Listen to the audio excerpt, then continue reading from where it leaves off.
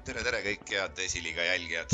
Oleme täna Tehvandi staadionil, kus algamas esiliiga 12. vooru kohtumine ja koduvõistkond FC Elva võtab vastu külalised JK Tallinna Kalevi. Täna see mängu toon teieni mina, Elari Asi, ja minuga koos kommenteerimas siin FC Elva treener Veiko. Vaatame vasaku jalaga, keritakse sinna taha posti. Ja tulebki... posti ratsatab see löök.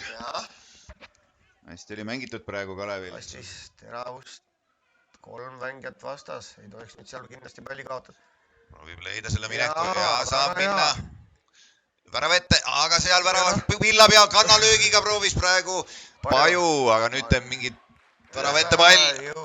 Päris hea terav pall oli, aga... Kanterilt tuleb vist tagasi uus pall. See on pooli peale, Jasper Reilson, hea löögi koht. Ja saab kuuli panna ja see on väravas. Ja mängu 29. minutil võistkonna kapten Jasper Reilson viib Elva ette 1-0 ilusa rünnaku lõpetamiseks. Ütleme nii, et minu seisukoha pealt pool siit sellest väravast võime kirjutada Kanteri nimele, sellepärast. Jälle ära selles suhtes... Mulle vähemalt praegu see mänguplaan. Otsib löögile ja ongi pall värava nurgas, number 10 Kussarov võtab ette ja mängu 33. minutil viigistab Tallinna Kalev.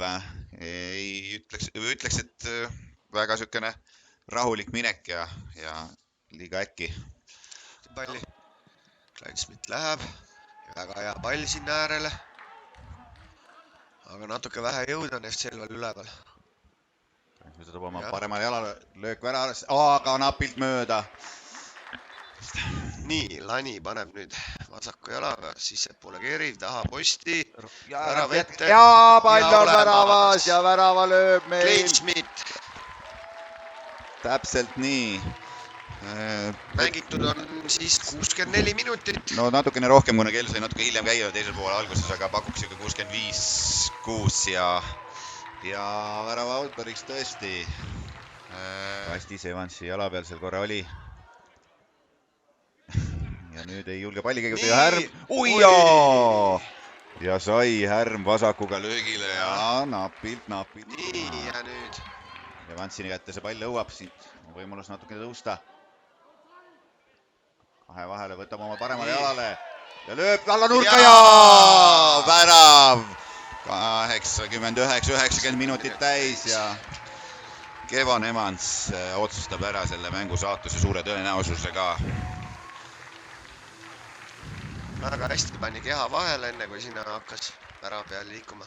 Blokis vastase. Ja Elva jaoks päästev lõpuvile seisuga 3-1, siis võidetakse JK Tallinna Kalevit.